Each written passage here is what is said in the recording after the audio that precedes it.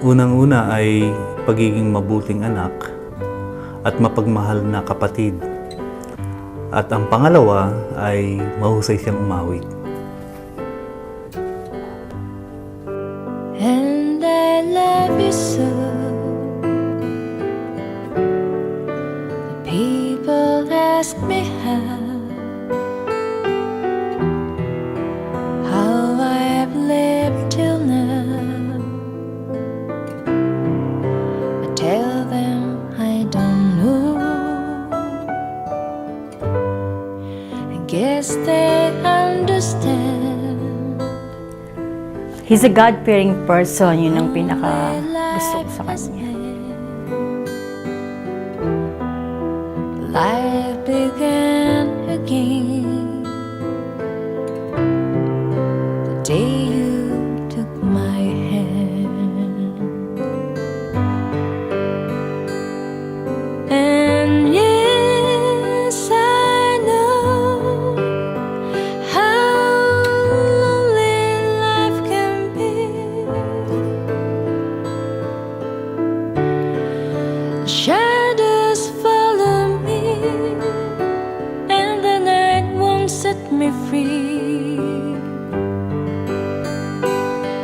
But I don't let the evening get me down.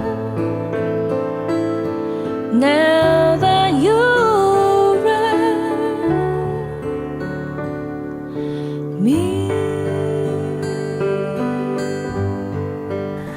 Okay, sa mahal kong asawa, marami akong tawag sa'yo. Honey bunch, sweetie pie, pizza pie, egg pie, whatever. Pero I just want to let you know that I love you so much. It's from the bottom of my heart, and I feel so blessed dahil ikaw ang binigay ni Lord na maging spouse ko.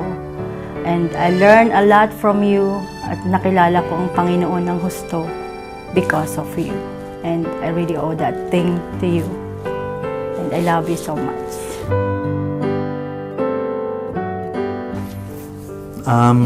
Ling, nais kong malaman mo ng pagmamahal ko sa iyo ay hindi nagbabago. Kung ano yung una, nung una kitang makilala, ganun pa rin hanggang sa ngayon. Nagpapasalamat ako sa iyo dahil sa pagtsatsaga mo sa akin, despite na maraming pagsubok at pagka may tantrum ako bilang isang musician. Salamat din sa pag-aaruga mo sa ating mga anak.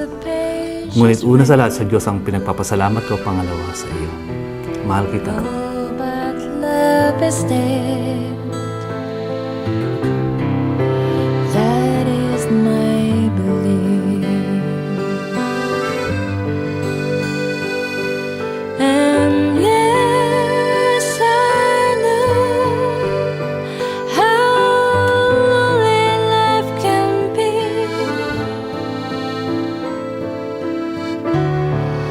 Shadows follow me, and the night won't set me free.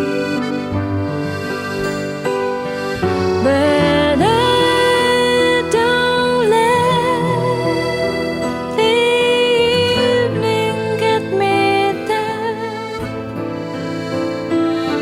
Now that you're around me.